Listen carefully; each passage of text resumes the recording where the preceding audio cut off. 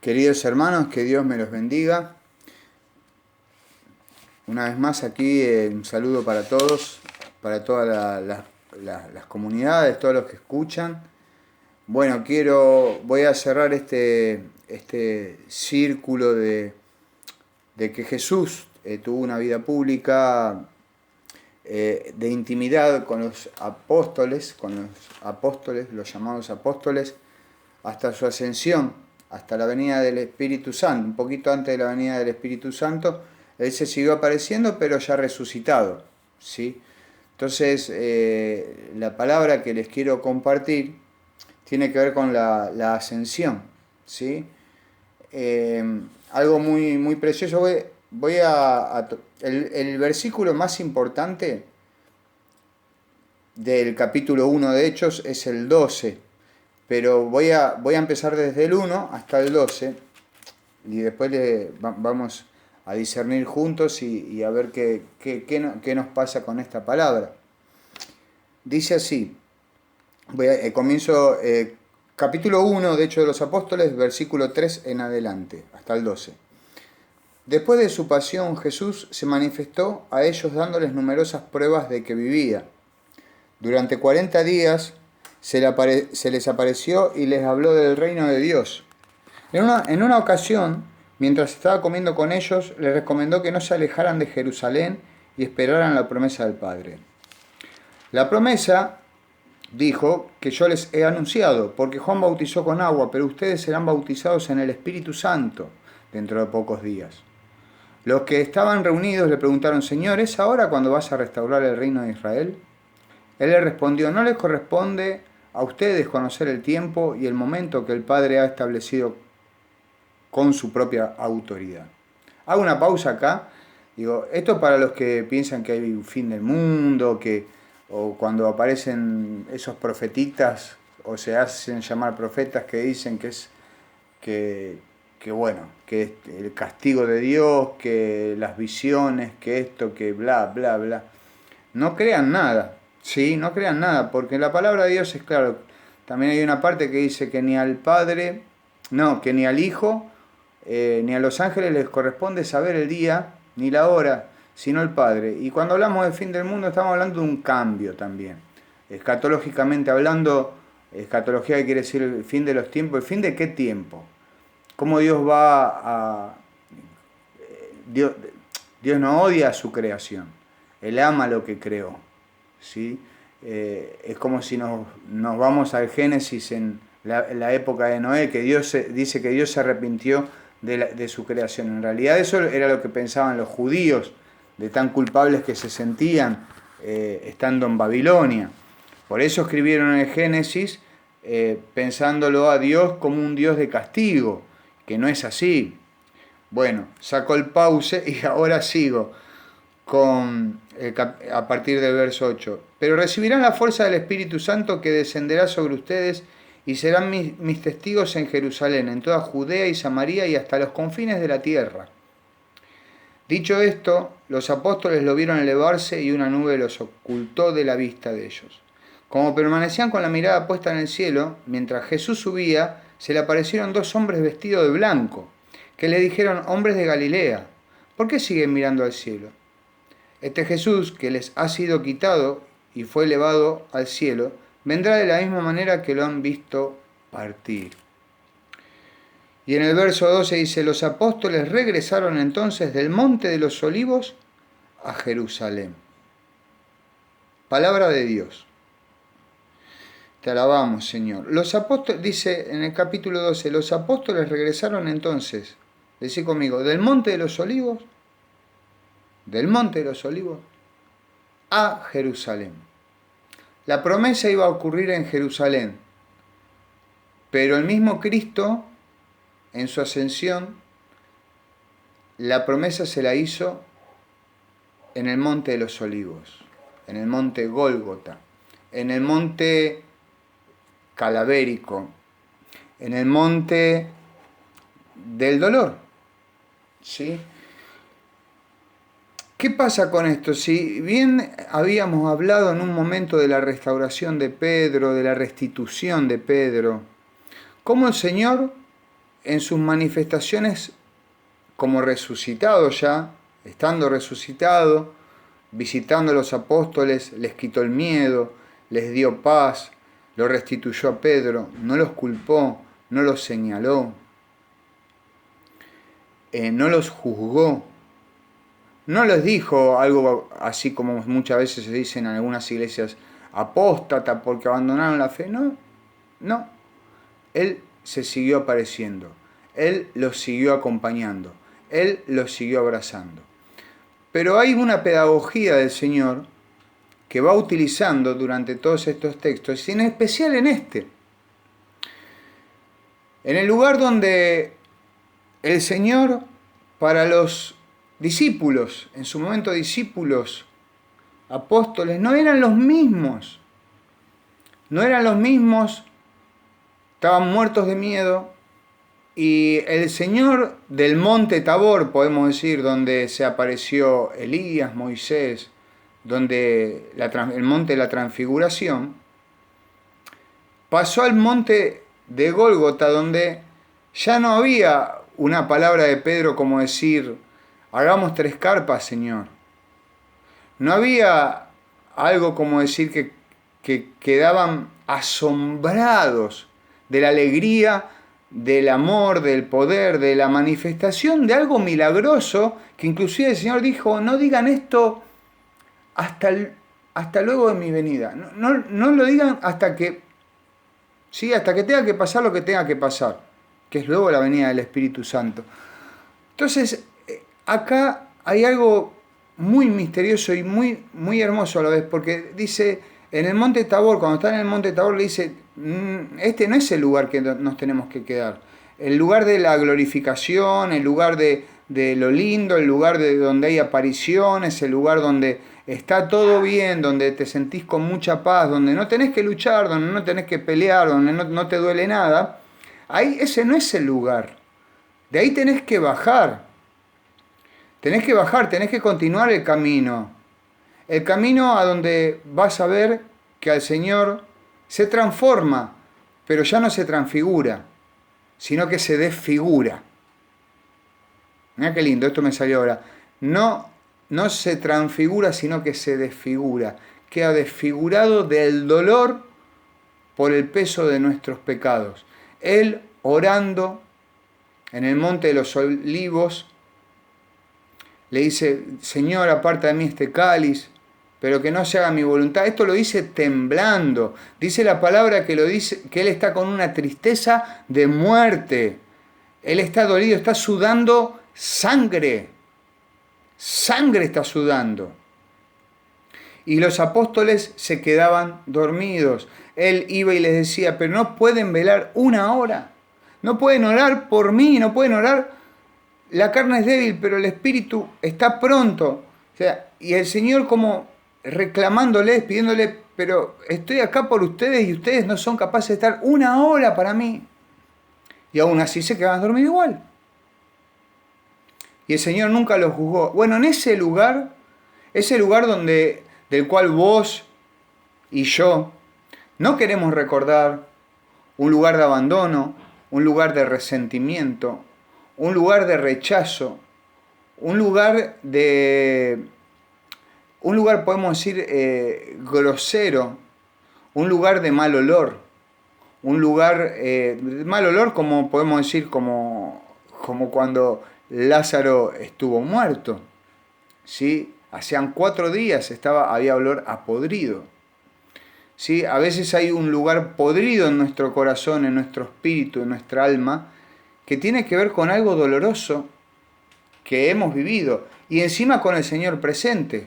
Ya no es el Señor de los milagros. Aunque estaba haciendo el milagro más grande, pero no se lo podía percibir. Estaba cargando con el peso del pecado del mundo entero.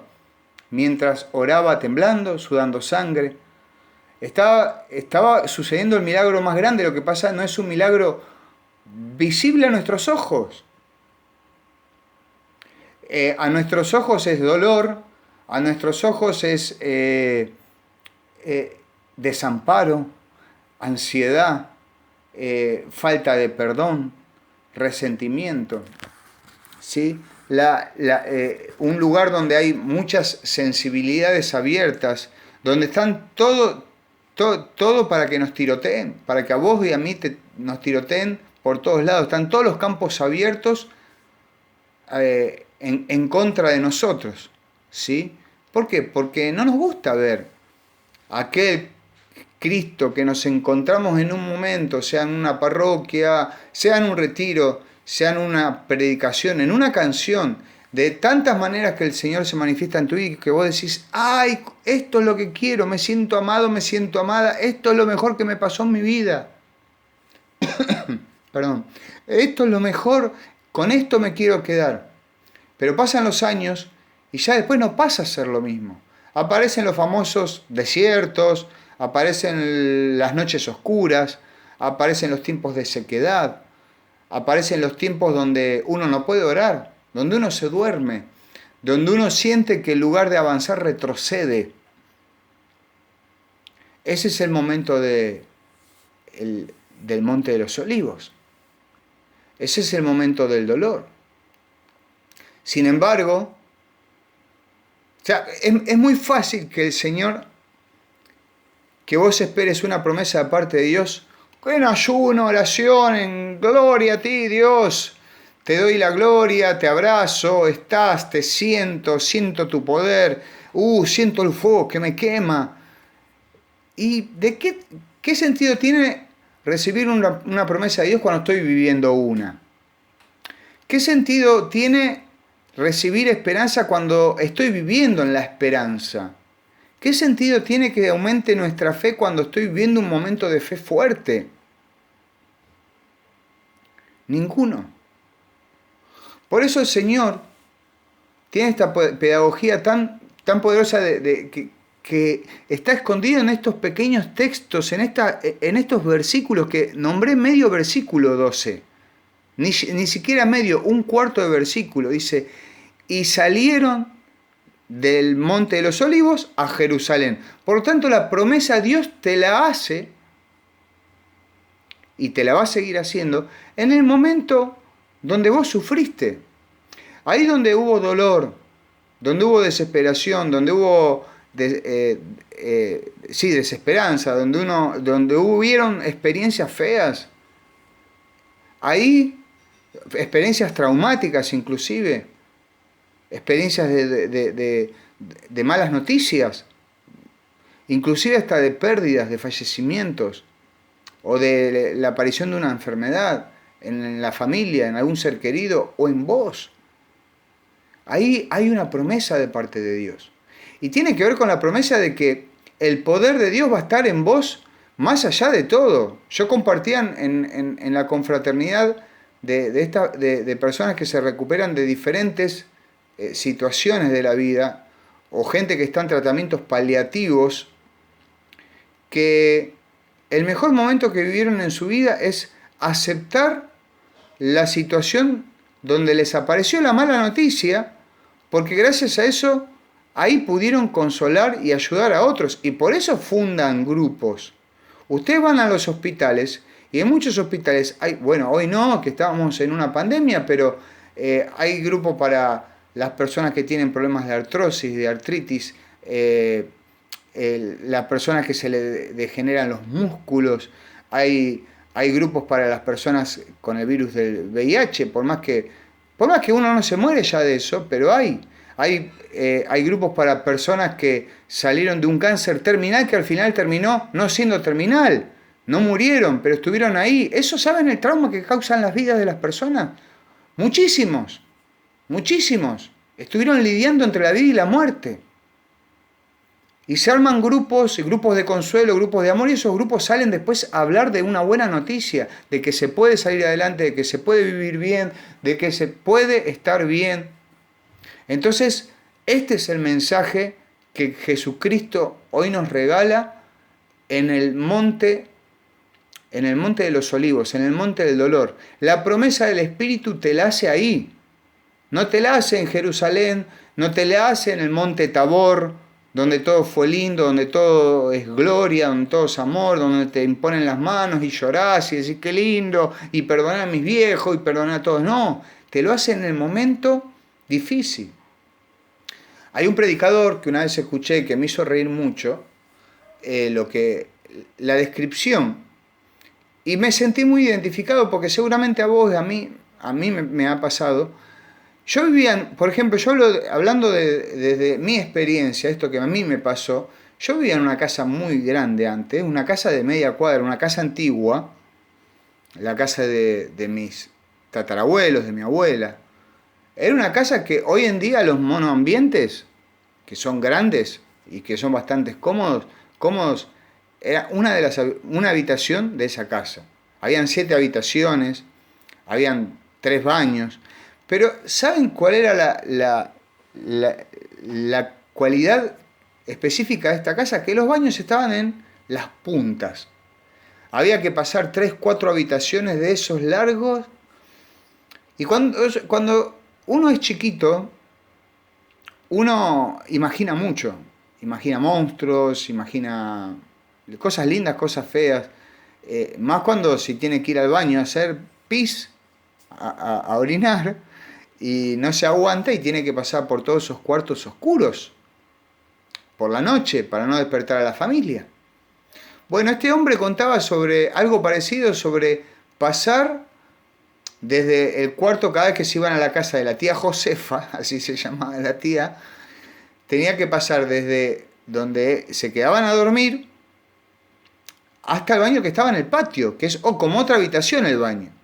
Y había que pasar todo ese patio, todo ese hall, todo un hall grande y él dice que se imaginaba monstruos que lo estaban por comer, hasta que y 20.000 pensamientos se cruzaban en minutos.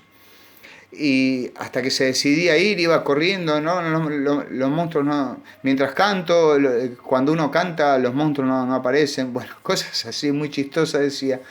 Hasta que llegaba al baño y bueno, con la vejiga ya vacía, tranquilo, él podía volver ya aliviado a su habitación, a la habitación donde se quedaba, donde se hospedaba.